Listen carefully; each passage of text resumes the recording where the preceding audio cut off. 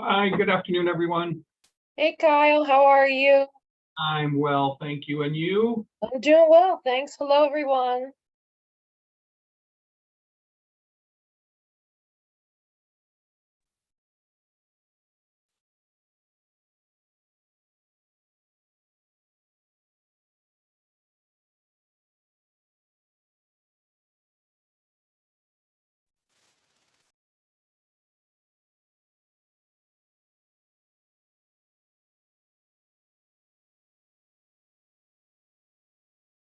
Christine Sands, Hello, Steve Beebe. How are you?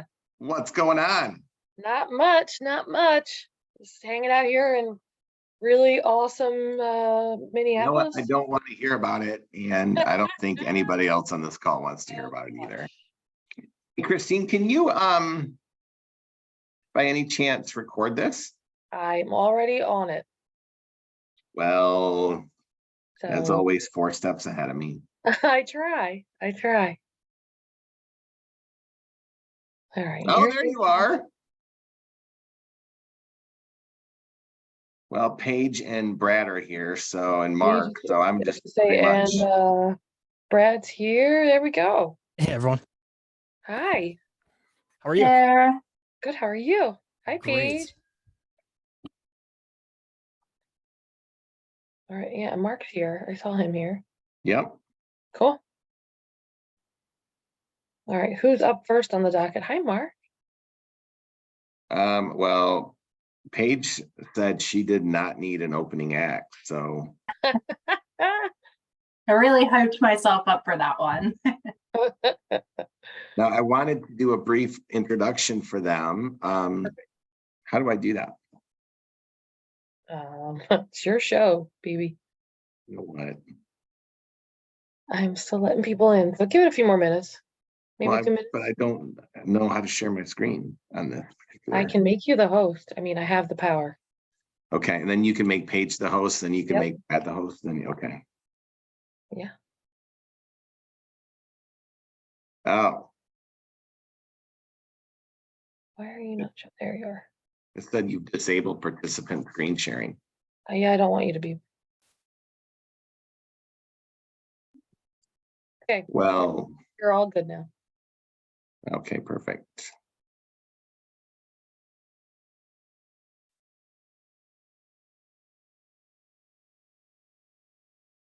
You might have to keep an eye on the participants. Well, that doesn't seem cool to me. No, I know. Oh, hi, Kristen. Welcome. Okay, well, listen, Christine, I'm gonna let you take control back, Okay. and I'm gonna share that document with you. Okay, wonderful. There you go. All right, are you going to send to me? Google Docs, I'm gonna share right now. Awesome.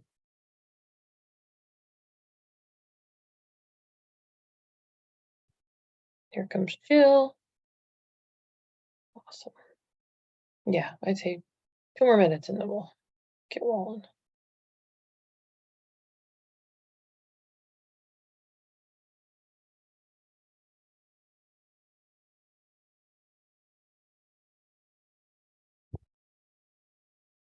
Hi, Jill.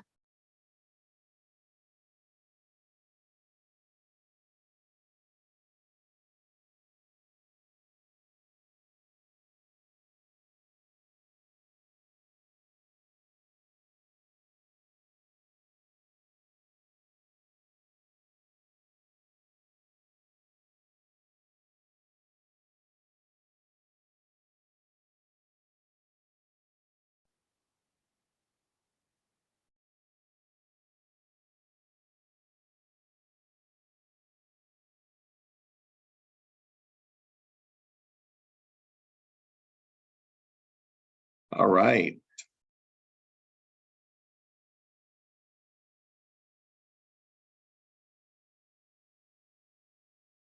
Steve, are you going to send me the link? Yeah, I'm just struggling a little bit right now, Okay. but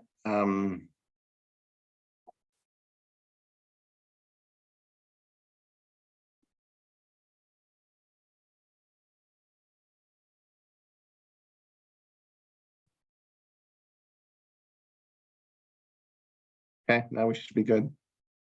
Did you email or just Emailed it, yeah. un minuto? All right. Well, can we get started? Sure. Give me as soon as I get your email. There we go. Well, everybody, thank you so much for attending the Marketing Mastermind for August.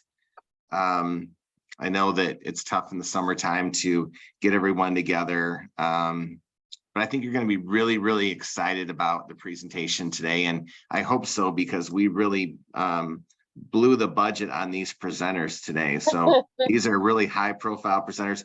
Quite frankly, I don't know if we have enough now to do the Lexington meeting, but we've got some great presenters. I'm going to introduce them all and then let them take over from there. But our first presenter today is Paige. Let me go back a slide. There we go. Paige from TriStar, a self-admitted operations analyst. She's passionate about automation. She's a master of efficiency. She said it, I didn't. She's a data nerd. And her contact information is paige@tristarjobs.com. She's going to talk about marketing automations and journeys. She is so passionate. She will amaze and bewilder you with her knowledge and everything she's done with that. Our second presenter today is Brad from Haley Marketing. Brad is a guru of digital marketing, admittedly across the industry is an expert from within the staffing industry, and it's been around and been with Haley for 10 years. So he knows the world, definitely takes a consultative approach. He's a super dad of an 18-month-old son, and his email address is right there. Our third presenter is WSI's very own Mark Cady. He's going to talk about ChatGPT for marketing. Mark is a creative marketing person. He's a storyteller, a tech junkie. And in his earlier days, back when radio was king, he was a former shock jock. And so he's going to tame that back today and not offend anyone, but he's going to talk about ChatGPT and how that can be used in marketing, and Mark's email is right there. We'll show those email addresses again at the end, but just wanted to introduce this amazing group of panelists because, again, they cost a lot of money, and I just want to make sure that their names are out there. So would love to kick it off now and turn it over to Paige, who is going to talk about automations. Paige? Perfect. And I do have a few slides put together if you want to send me over as the host, and I'll go ahead and share my screen.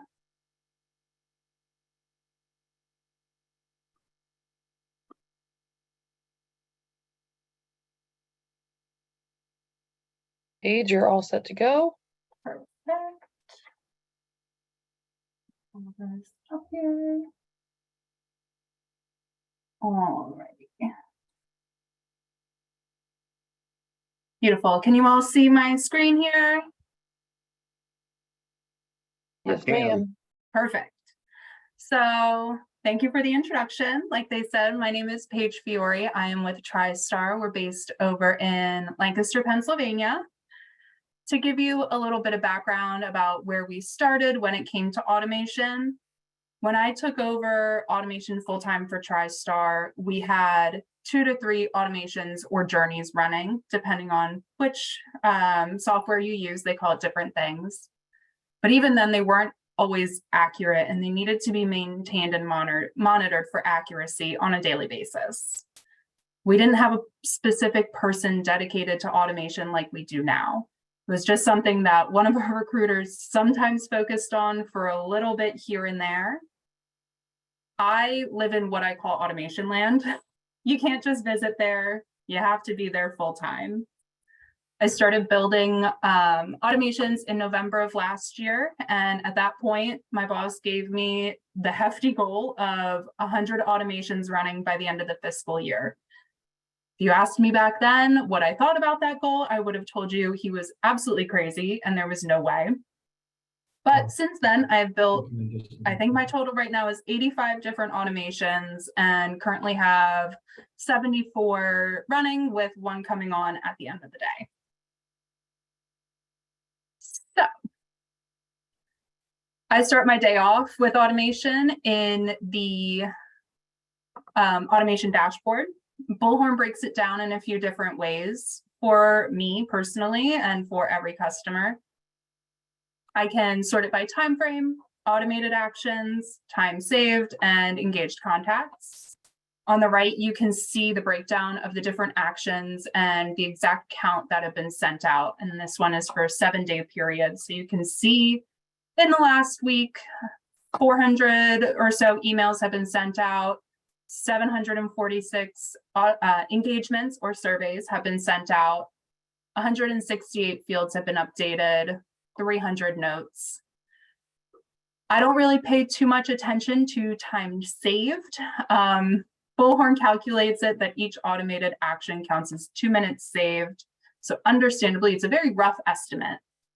But the one I always like to go back to is the engaged contacts. So you can see in the last 7 days, we have 529 engaged contacts. And those are people that have opened or clicked an email, responded to a text, or viewed a page on our website. This dashboard is for the last 30 days. You can see how the numbers have grown. From this one, I always look at the engaged contacts. So I can see for the past 30 days, there's about 1,500 or so engaged contacts just from automation each month. And of course, that number will change every month, depending on what I turn off, what I pause, what I build, but that gives me a good guesstimate of what's going on. And then my favorite time frame, just to kind of hype myself up every time I'm feeling frustrated, is the time frame that is since I started building automations in November until now. It shows me the progress that we've made over time, and I plan to use this custom date kind of search in the future to compare year over year. So you can see since November, we have had about 5,000 engaged contacts. So our most successful automations, in my opinion, all of them are successful in unique ways. The key ones right now are redeployment and candidate contact, data cleanup and hygiene, and sales-based automations. So this is an example of one of my redeployment campaigns. You can see the list criteria at the top. The automation starts out by notifying the placement owner 2 weeks before the end date to reach out to their client contact and confirm the end date, anything they need to know, if they need to push out the end date. And then after that, the candidate flows into an email campaign that directs them back to our job board and lets them know that we're here to support them in securing their next placement. This is the email, the first email that the candidates get in a redeployment. You can see it links them back to our job board. You can see some of the merge tags that are in there. It makes sure to include, their end date, because that's important for our candidates to know. And I actually checked the metrics on this specific email today. And since it has been running, 100% of these emails that were sent out had somebody click and view our job board. So that is doing way better than a lot of the emails that get sent out, but it really shows how important it is to re-engage and redeploy your candidates before they start coming off assignment. As for candidate contact, you can see there is a ton of different things that you can build around candidate contact. They can be so many different things. It can be a pre-screen, onboarding, a check-in, job updates, and so much more. When I figured out by accident that I could fully automate our onboarding, it was a game changer for me and my team. When it comes to data hygiene and cleanup, right now I have 12 data hygiene specific automations running. Those are listed on the right, but that doesn't mean that data hygiene and cleanup isn't happening in every single automation I build. It can be anything from internal notifications to recruiters based on where a job is at, if somebody doesn't have activity since they've applied. On assignment surveys to employees and their supervisor, field updates, or even reaching out to people who have experienced an email or text message bounce to get updated information. And that has been extremely crucial in our sales prospecting automations. So I got really lucky when I had to change gears away from data hygiene and candidate-focused automations. We had a new business development person starting, and she and I got to work and continue to work very closely in developing automations that fit into her workflow. By doing this, she's able to do her job and know that I have automations built on the back end that are running and supporting her. So when I built these, I built them off of Talent's 10-week sales prospecting blueprint, which they have given permission for Bullhorn automation users to use. And they focus on prospect companies with active contacts and prospect companies with prospect contacts. I have about 7 different automations just based on sales and engagement with contacts, because you can customize the list criteria to really whatever you need. So this is an example of part of my our prospecting emails. The full automation includes emails, notifications, and calls. So one of the things that I loved about working directly with Erica was that she was able to take a rough email that I put through ChatGPT and really rework it into her own voice. Our prospects don't know that automation is sending these out for her. Not because they come from her, but because they sound like her. The first notification that she gets that you can see on the right is letting her know that there's a list of contacts that had received the first email and tells her to send a video introducing herself. We did it that way so that she could use an ODRO video that counts the views from that email specifically, but it also breaks up the salesy prospecting kind of workflow so that, you know, if they're sick and tired of getting emails from Erica, you know, at least one of them is going to have her voice, it's going to have her face introducing herself and us and what we do. So my personal keys to success when it comes to automation, you have to have a dedicated person or team depending on your company's size. It won't work if it's not somebody's main priority. You have to include your team. Trust me, they won't all be on board 100% at first. They won't trust that things won't go out right. And it's constant having to kind of keep nurturing with my team, you know, I know it's not working, I know it went out wrong, but we're gonna fix it, and keeping them involved at all points. For us, we meet every Wednesday for 15 minutes and I update them on what's new and turned on. I also ask them, you know, what do you do every day that you don't want to do? And of course, as you can imagine, I get quite a few cheeky answers, but I do eventually end up getting a few suggestions from that. And that helps them feel a lot more involved in the process rather than me just turning on a bunch of stuff and saying, hey, you don't have to do this part of your job anymore. We also do a deep dive every other Friday so they can see how things are built. Next point, find a way to keep yourself organized. As you can imagine, with 85 automations built, it gets really messy. I lose and forget about automations all the time. Somebody will tell me I have it running and I can't find it. So I had to come up with a way to code all of my automations. So as you can see in the top right, I have about 10 different groups that I code out and I keep track of. And then on the bottom, I use Miro, which is a free whiteboard tool that I stumbled upon on TikTok, believe it or not. And I use that to help my team visualize where automation comes in their workflow. Luckily, right now, my team is very visual, so they only need the Miro board But I do have a pretty hefty spreadsheet that I use to organize and maintain my full automation job. Test everything.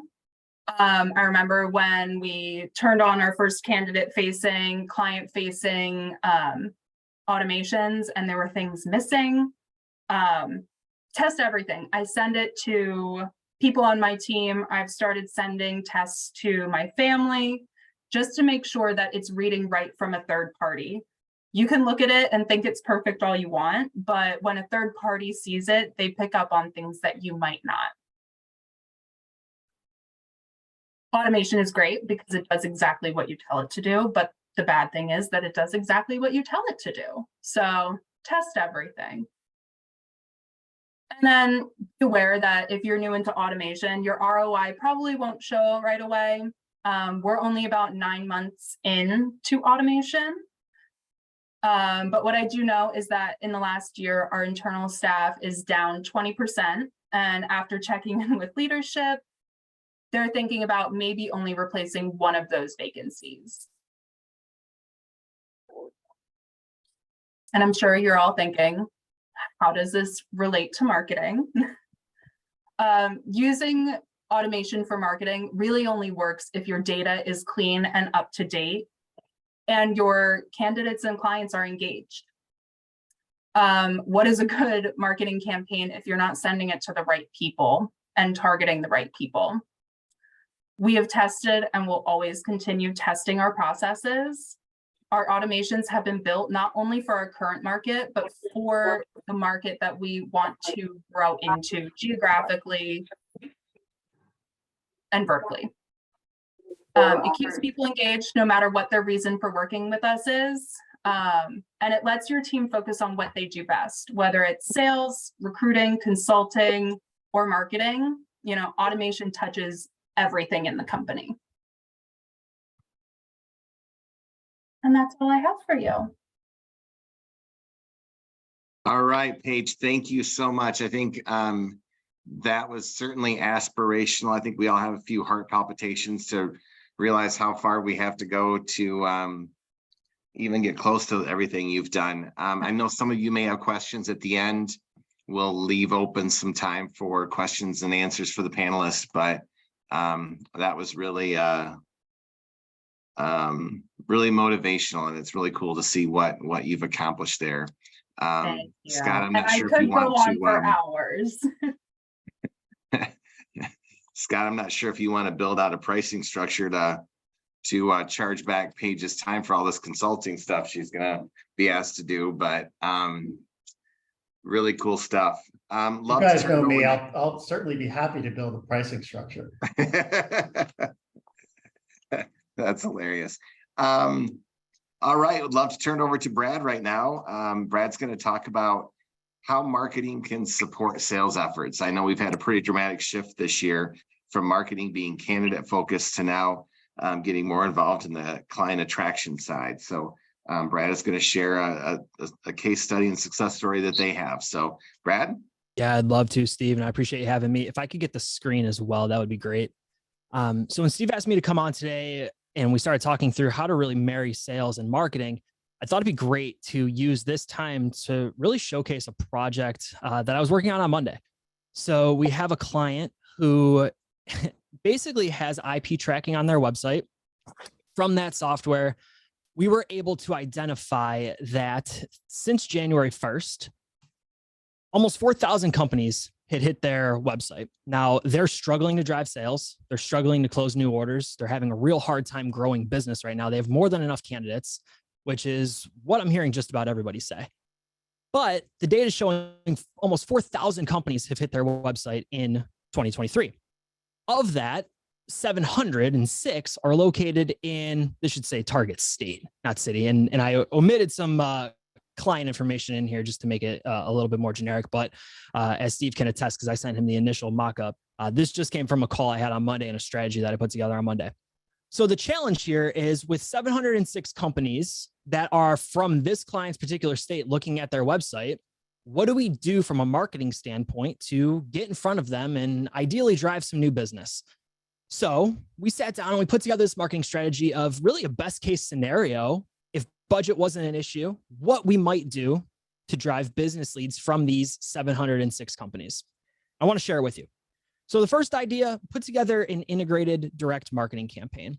When we say integrated direct marketing campaign, how do we add in different layers of print, social, email, phone call? How do we bring in all of this mixed media to make sure that we're getting in front of our prospects in different ways? So when you think about staffing, it's rarely a one-call close. You're rarely calling on a prospect saying, hey, got any orders for me? And they're saying, sure. But what we need to do instead is really get in front of people multiple ways and multiple times. And that's not just in staffing, that's any business. So what we want to do with an IDM campaign is make sure we're getting in front of our prospects with print, with social, with email, with phone calls, traditional and untraditional ways. How can we make sure that they stay in our ecosystem? And in a best case scenario here, yes, there were 706 companies that targeted this client's particular website that we saw from the data. We might put together what we would call a dream 100 list. Who are those 100 companies that you absolutely want to work with? And then roll out a campaign like this over 13 weeks, consistently look at the data to see what sort of response you're getting, and then make decisions as you go forward. But really start with that dream 100 list. Let's talk about pay-per-click advertising, specifically remarketing. For me, this is table stakes of having a website in 2023. If you have a website and you do not have remarketing, I am here today to tell you that you are drastically missing out. Staffing is not a one-call close. Business is not a one-call close. Even if you think about, the latest sweater you bought, the latest TV or computer you might have bought, you do your due diligence. You look at consumer goods, you look at products, you evaluate them. Remarketing drives that traffic back to your website. So if prospects are looking at your website, and in this case, 706 great prospects from this client's state are looking at their website, they're not ready to make a decision to partner with this individual and this company for staffing services. So we need to stay in front of them. Remarketing is an incredibly efficient, low-cost way to make sure that your company's brand ads stay in front of decision makers across Google's ad network. So Fox News, CNN, whatever side you want to be there, I don't care. But the ads are going to show up on websites like that, right? They're going to show up on sites like Facebook. They could potentially show up on sites like LinkedIn. They're going to show up on sites like Instagram. How do we continue to stay in front of individuals, decision makers, so that you're top of mind when they are ready to make a purchasing decision? This, to me, again, I believe remarketing is table stakes for having a website in 2023. Add into that email marketing. Paige talked about this pretty extensively in the first 15 minutes of today's session, so I'm not going to go too in-depth here. I think she handled that fantastic. But what we want to do is make sure that your prospects are being communicated with consistently and effectively. If I can just add to what Paige had said before, the best thing that you can do is make sure you have clean data. Make sure the right individuals are getting the right message at the right time. If you think about your book of business, and let's say you have 100 potential decision makers in your book of business, I would say that they are broken down into really 3 buckets. They work with you, they've worked with you in the past, or they don't work with you. They've never worked with you. Those individuals need very, very deliberate messaging at key times to bring them back to you. Think about it just like if you're going to go out and buy a new sweater, okay? If you've never bought from a company, you need to do your research. The messaging to you is very deliberate on why you need to own this particular sweatshirt. Now, if you've bought from them in the past, it becomes a lot easier to say, hey, you've bought a polo from us. Why don't you now buy a sweater? If you've never worked with that company, though, it's very, very different, right? So we need to make sure that messaging is deliberate and very, very particular for each individual in those 3 buckets. Again, when you think about your book of business, you think about the individuals in your client booklet, I would break that down into 3 sections. And Paige with her marketing automation buckets probably has a lot more. But for me, it really boils down to those 3. You're doing business with them now, you've done business in the past, and you've never worked with them. The messaging that you send to those individuals needs to be very, very deliberate. I want to talk about print collateral and assets for your sales team. This is honestly something that I've been talking about quite a bit lately. And I know that this is a little old school, it's a little traditional, but I feel like we're getting away from it. And I think it is almost my torch to carry here in 2023 to say we need to get back to this. And I know I have it listed as print collateral and assets, but this could also be digital. The thought here is when your sales team is met with resistance in the sales process, what tool are they turning to? What do they have when they're in that conversation and somebody says, you know what, our corporate office says we can't work with an agency? Do they have a one sheet that they can present? Do they have an ebook that they can present? Do they have a social media graphic that they can attach to an email and present? If somebody says, you know what, I don't have a time for an appointment right now, again, what tool do they have to say, well, listen, I don't need time right now, but maybe we can schedule a chat at another time? To me, we've gotten away from this, and it's a funny way of basically saying we rely on LinkedIn a little bit too much. But what print collateral and assets can we put together for our sales team so that when they're met with resistance, they have the right tool for the job? And that's not to say, you know, everybody's going out with the same 20-page booklet of what you do. That is instead flipping it and saying, okay, what's the challenge? What's the problem? And how can you solve it? So again, it's not that booklet of, hey, here's who we are. Here's what we do. Here's how long we've been serving the community. That's all fine and great. But instead, I'd rather see us put together this toolbox of in our briefcase, maybe, of all of the collateral that we can have so that if somebody says, listen, we don't hire enough to really outsource this function right now, you have something to present to that individual and say, well, listen, maybe you do. So this to me is another strong talking point that I've been presenting lately, just because I think we are as an industry getting a little bit away from it. I want to talk about ebooks and gated content. Now, when I looked at this particular client's website, here's some of the data that I put together. Let's call it 4,000 companies visited their website in 2023. Of that, 1,153 users made it to their contact page. Now, that's not linear. That's not to say there are 1,153 companies, right? This is just users, Google Analytics traffic. So this isn't apples to apples, perfect. But almost 4,000 companies visited their website, 107 submissions through the contact form. In my mind, a 9% conversion rate is pretty good, right? I'd like to see it a little higher. It's pretty good. But the point, users are coming to the website. In this particular client's example, sessions are up 15% year over year. So more potential users and prospects are coming to the website, but they're not quite ready to submit that question in a contact form. They're window shopping. And we're window shopping all day, so we can't blame prospects when they come to our website and they're window shopping. They're looking at the site, they're learning what you do. They're not ready to ask that question that might be on their mind. They're not quite ready to use a contact form. Maybe they don't even have a question. So they're not using the form. My logic and the thought there is, how do we intercept them from just leaving by presenting some sort of ebook or higher level content that might be gated so that they have to give us some information to get that piece of content? What speaks to decision makers?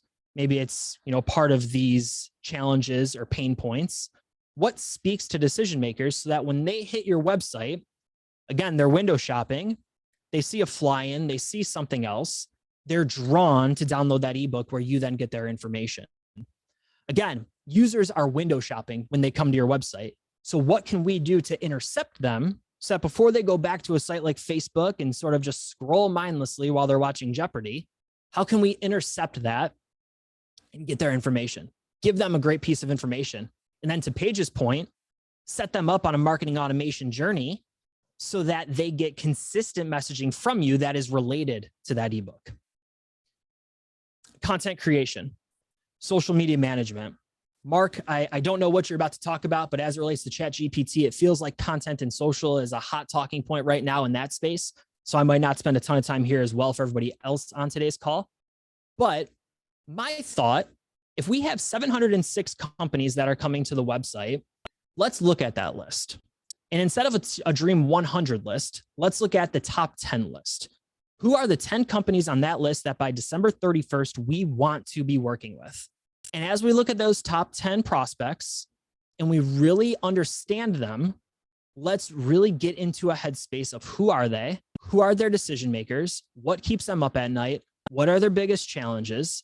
And how can we answer the questions that they might be asking? There's a great book called They Ask You Answer. I believe it is by Mark Schaefer. If I'm getting that right, I might have that wrong. He's another marketing author, so I might be getting them backwards here. But it's basically the fundamental of content marketing. People have questions, you want to have the answers. So when we think about putting together content for your website, we don't need more throwaway resources. There are more than enough articles on the internet. Instead, let's be very, very specific in understanding who our target audience is, so much so that we know exactly what they're about, what keeps them up at night, and then answer the questions that those specific individuals might be having. Better yet, maybe we ask them. Maybe we reach out with, again, marketing automation, and we ask them what's on their mind. We ask them what their biggest challenges are so that we can even crowdsource those answers for our blog. Ask on LinkedIn, run a LinkedIn poll or a post and find out what is troubling your audience and then be the resource they're looking for. As it comes to social media, we want to incorporate a social media strategy that attracts prospects. Now, as I look at staffing and recruiting firms across the country, the number one thing to post on social media is available jobs. We all have jobs we need people to apply for. So the thought is, well, hey, just post a job, post it again, post another one, post it again. But if we want to drive prospects, we need to be very, very strategic in what we're posting across social so that we add value to our community. So when we think about employer branding, what makes you that leading staffing partner in Buffalo, New York? What sets you apart? What are your uniques that only you can talk about? And truly only you can talk about? How can we better leverage testimonials? How can we showcase your team? What's that personal touch? We're all on social media to escape something, right? Whether it's a meeting, it's a commercial on TV, you have 5 minutes between A and B, you're looking for something to do, time to kill. We're all on social media to escape. So when people are scrolling at 100 miles an hour down Facebook or LinkedIn, what are you going to do to intercept their attention? Well, if we're targeting decision makers, we're going to talk about things that are on their mind. We're going to spark their creativity. We're going to spark their curiosity. So let's think about that. Content, again, Mark might touch on this. Get the team involved. Make sure others are sharing.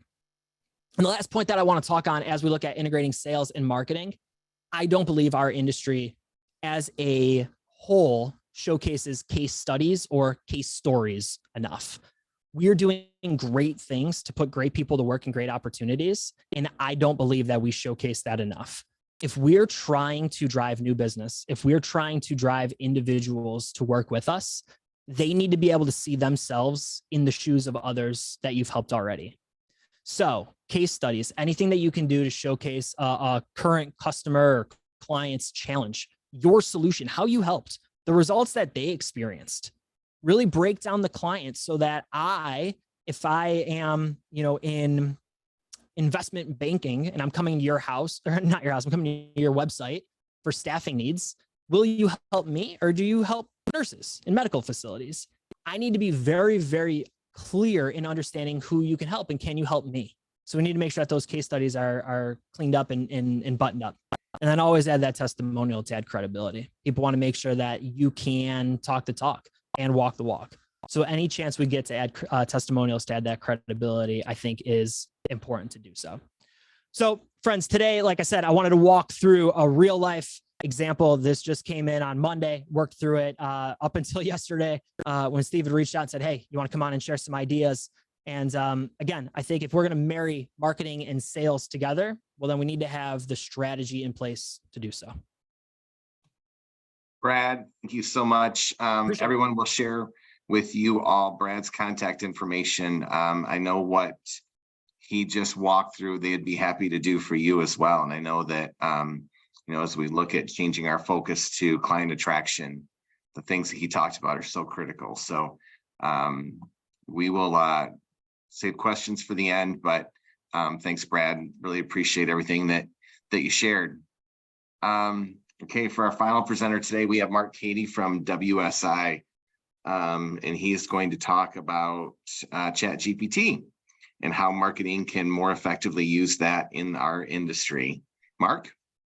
Thanks a lot, Steve. Thanks, everybody, for allowing us to come out today and talk all nerdy with you. It's been a lot of fun. Thanks to Paige and Brad as well for everything they provided today. And thank you as well to Brad for sort of setting the ball up for this.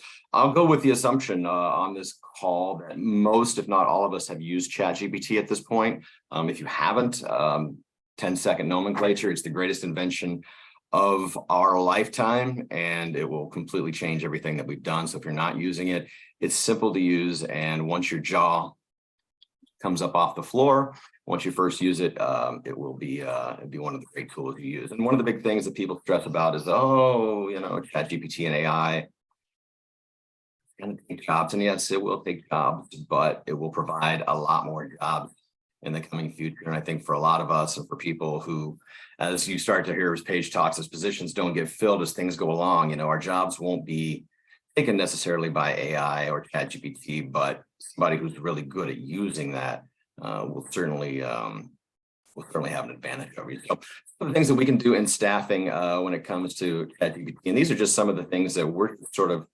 kind of just getting, started with. I think, you have to understand this thing was invented, back late November, really kind of became public consumption sometime around April, May. So one of the first things, and we just talked about it a little bit with Brad, creative ebooks. He talks about delivering value to your clients and potential sales targets. And one of the great things that ChatGPT can do is create those ebooks for you. You don't have to be the expert. Something that would have taken weeks and weeks for research and writing and revising and proofreading and laying out can all be done in a matter of moments, simply just by asking ChatGPT to write you the book, helping it massage it a little bit, and then using different programs and designers to maybe incorporate that. One of those ones I use is a program called Designer. Last week, I'll show you this, had me look at a book, and this is actually more of a book summary, but as you can see here, this is called What is EOS, system we use to operate it.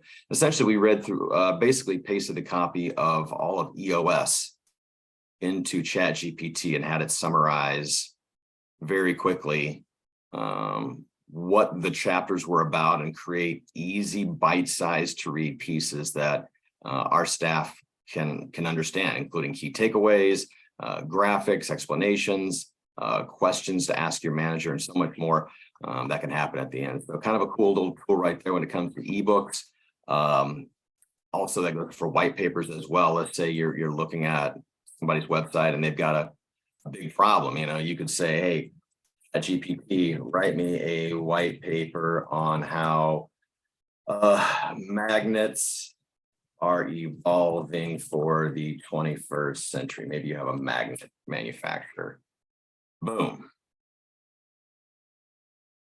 Here's our content generated by ChatGPT. As you can see, you simply copy, paste, massage it.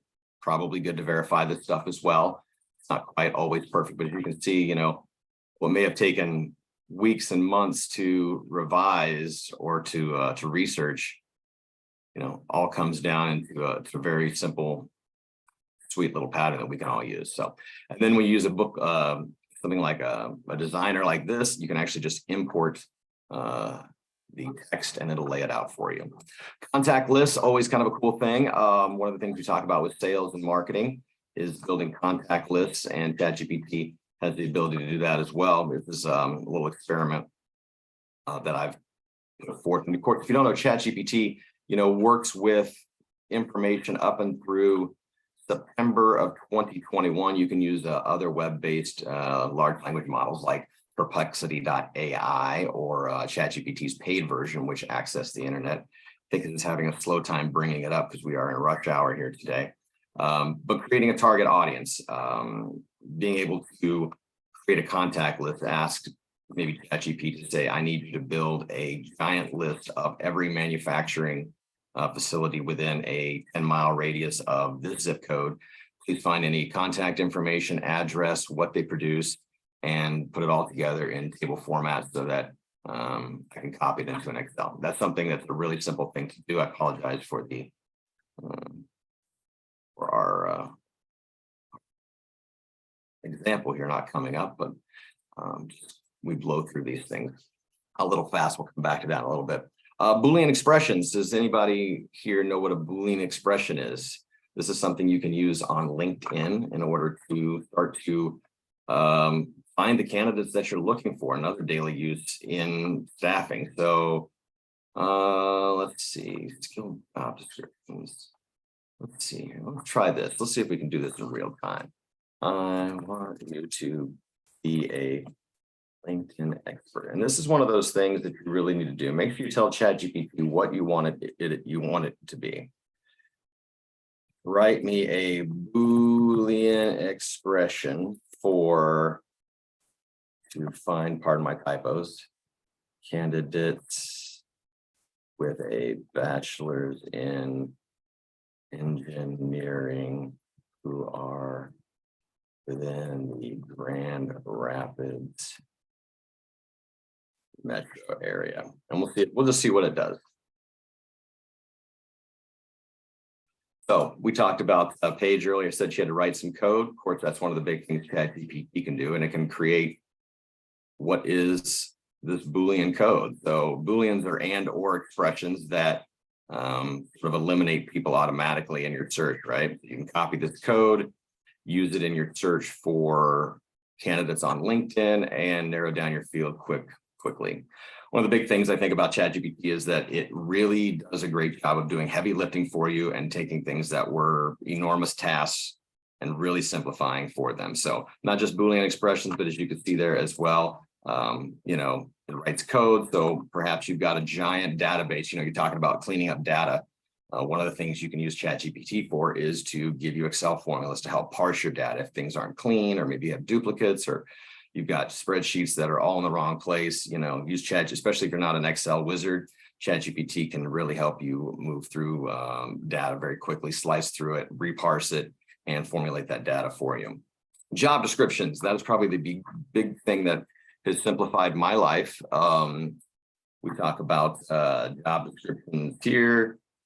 One of the big things I do with job descriptions is if the client, you know, a lot of times we get generic, very corporate speak, not very exciting job descriptions, so to speak, from our clients. And one of the things we try to do is really tell a story and make the viewer or the reader envision themselves in that role. And one of the things you can do is certainly try to perform, you know, write a job description. So one of the things, let's see if I just had one come in. Let's do some work while we're actually here right now. And we'll kill two birds with one stone, but don't tell Steve that I'm doing work while I'm doing a presentation. So here's a prime example of a job description that came in from one of our account managers, right? Bradford Company, they make shipping padding in Holland, Michigan.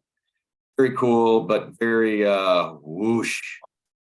This is rough, right? Who's going to read that? So one of the fun things I like to do is let ChatGPT do it for me. I'm going to copy that. See if we can paste that into ChatGPT. Here's a corporate job description. I want to talk about formatting a little bit too. I want you to write an opening hook paragraph for the reader, followed by the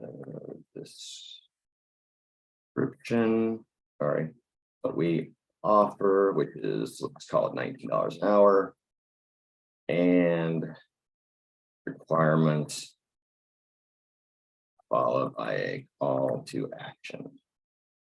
And then I'll just paste in all that information I just copied there. By giving it specific information and telling it how you want it to come out, it's not quite exactly as I asked for it, but giving it something to build upon. So there you go. So you see, we took that boring corporate job description and we got our requirements. We've got a nice opening paragraph, talked about what we're offering, and a call to action right there. Boom, copy paste. Something that used to take me 30-40 minutes to write and be all creative about is moving through and cutting through like butter, which is really cool. So social campaign strategies, obviously that's an easy one. That's you know, coming up with you know, a bunch of ideas. Hey, I need 10 TikTok video ideas for August. And I should have put staffing, but try that again, regenerate. 10 TikTok ideas for staffing. This will help fill out your content calendar for you, especially if you're sort of a light staff, as some places are these days in the summertime. So boom, there you go. 10 ideas, paste them in your content calendar, execute. Email generation, that's a fun one right there. Maybe you got to have an uncomfortable conversation with a client, or maybe you're working on cold call ideas for sales targets. One of the great things ChatGPT will certainly put those together for you. Just tell them who you're talking to, give them the tone, tell them how to get to the point, tell them what you're trying to get out of it. Make sure you express some pain, and ChatGPT does the rest. Role-playing conversations with employees and associates. I think this is one of the great things we talked about, and Brad was kind of leading into it, how we don't get working with objections a little bit. This is a fun exercise somebody showed me the other day. I need you to act as a manager of a manufacturing facility. Give me objections to find my staffing agency to fill your staff.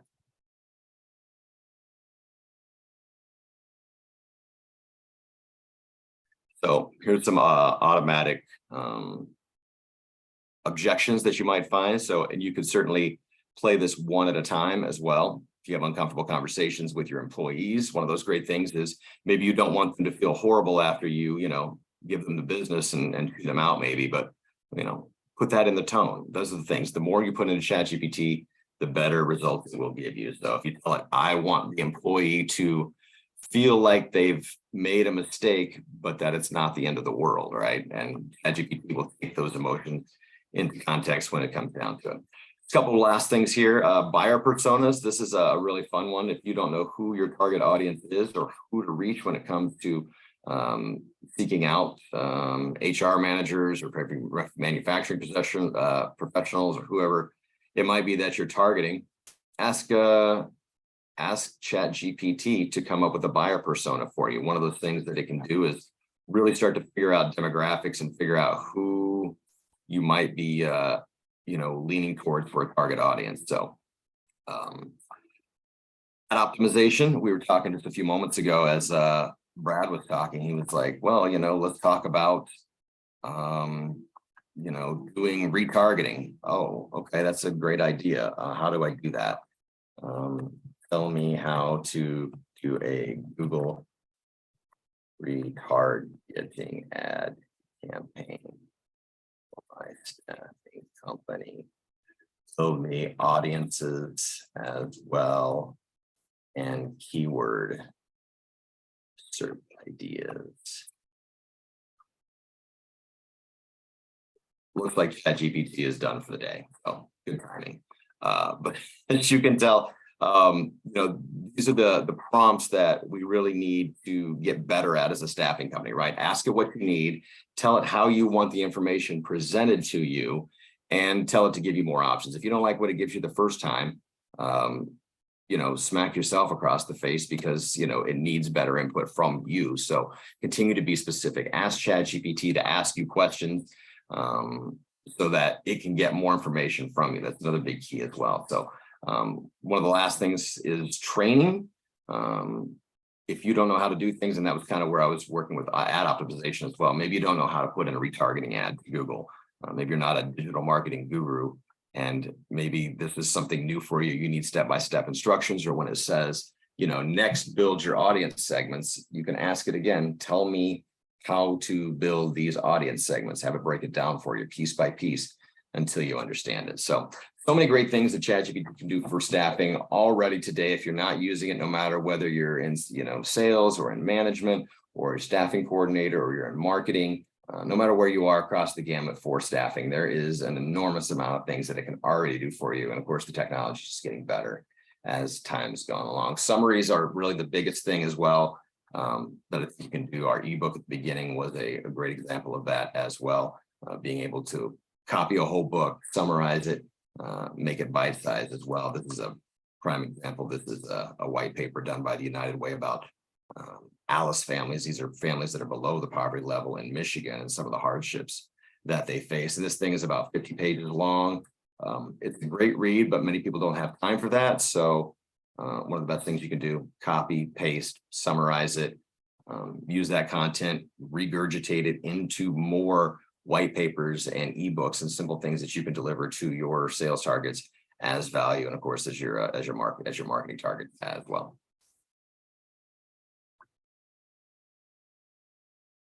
Awesome. Well, Mark, thank you very much. You did WSI proud. Appreciate your presentation. I'm glad it's all working now. It always works when no one's watching. Right.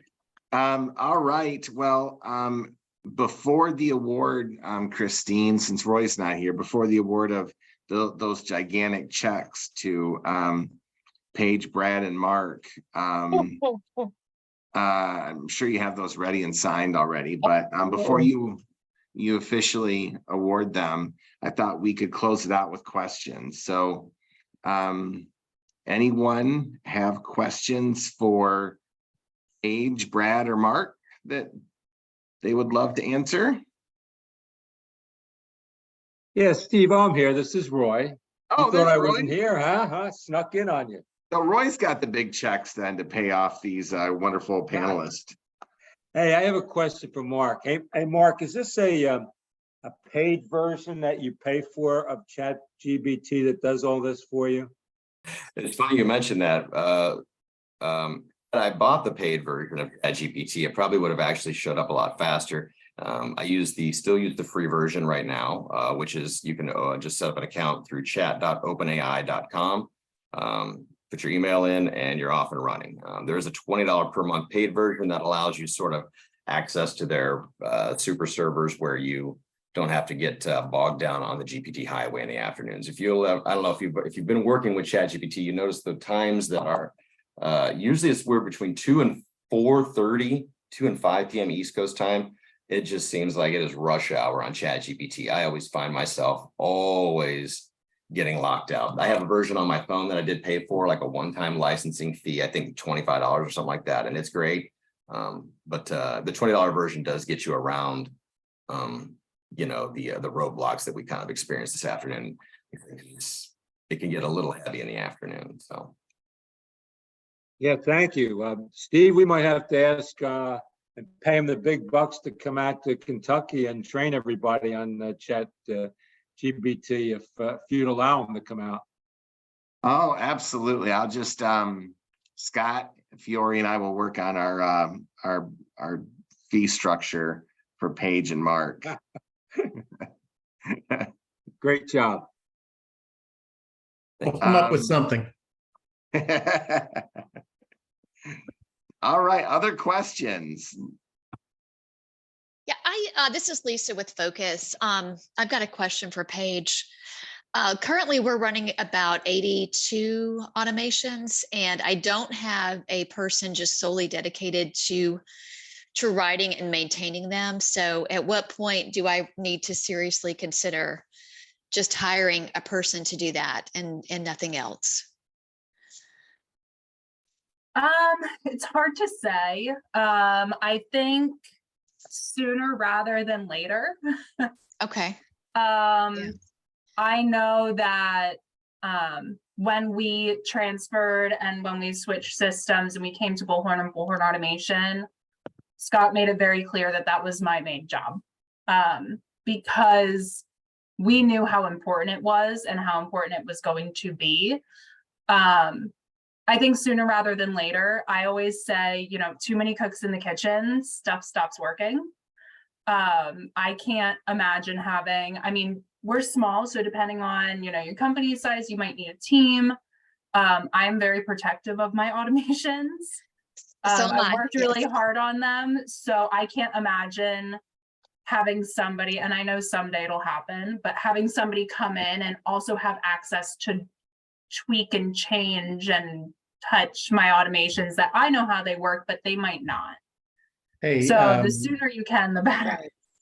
Yeah, Lisa, I would suggest start by making it someone's primary job. Okay, and it'll probably somebody in the back office sales that's has a hand in it, but maybe we need to look at that person just getting more and more involved slowly and then turning it over to them. Yeah, I need to start on that. I need to make some decisions there. Find somebody that gets Yeah. excited about it. Oh no, Paige. Send me your resume. Hey, Have Come to on, fight Lisa, Scott Scott's for right that there. one. I know, sorry, Scott. we do share a last name. She better know. I know. I'll pay you 20% more than Scott's paying you. Just Can I get a Does that 25, include 25? Sunday dinner? maybe we'll talk about it offline. Hire ChatGPT, that he'll do Yeah. it for you. No, thank you. All right, what other questions do we have out there? Yeah, hi there. This is Kyle. I'm from Pace Staffing. First of all, I want to say, hey, Brad, good to see you. We're a big user and fan of Haley Marketing. So, Good to see you, Brad, Kyle. great to see you present. Thank you.